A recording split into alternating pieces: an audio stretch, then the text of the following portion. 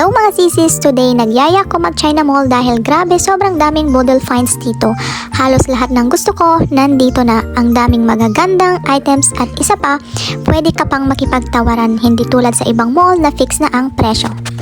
Dito pala kami sa Edgeman China Mall pumunta. Noong isang araw kasi nagpunta kami sa Dragon Mart pero parang kulang ang mga nakita naming items doon. Kaya sabi ko tara dito na lang sa Edgeman dahil mas marami talagang choices. Pagpasok pa lang ang dami ng pwedeng pagpilian. Syempre unang natuwa ang mag-ama sa toy section. Ang dami nilang napamili agad. Ang bilis nga lang nag-shopping kasi ang init sa loob. Hindi ko alam kung bakit parang mahina ang aircon. Kaya nagmamadali na rin kaming namili. Nakabili naman ako ng mga abaya, slippers, makeup at kung ano-ano pang budol finds. Hindi na nga ako nakapag-video ng maayos dahil busy ako kakahanap ng mga magagandang items. Ang dami rin kasing tao kaya mabilis lang talaga ang ikot namin. Syempre, hindi rin mawawala ang mga damit ng aking prinsesa. Ang daming nakasale kaya hindi ko napigilang bumili. Ang mura na nga, ang gaganda pa. At alam niyo naman ako mga sisis, muntik na naman akong mabudol sa kitchen section.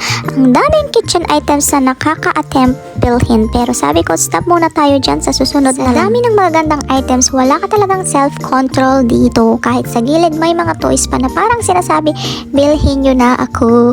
Ang hirag magpigil, every corner may budol. Toys everywhere. Ang dami talaga nilang napamili kasi sobrang mura lang dito. Tuwang-tuwa ang mag-ama dahil yung mga items na mahal sa mall dito super affordable lang. Lalo na yung mga kinakaliwan ng anak ko ang squishy. Yung sa mall isang piraso pa lang ang mahal na dito.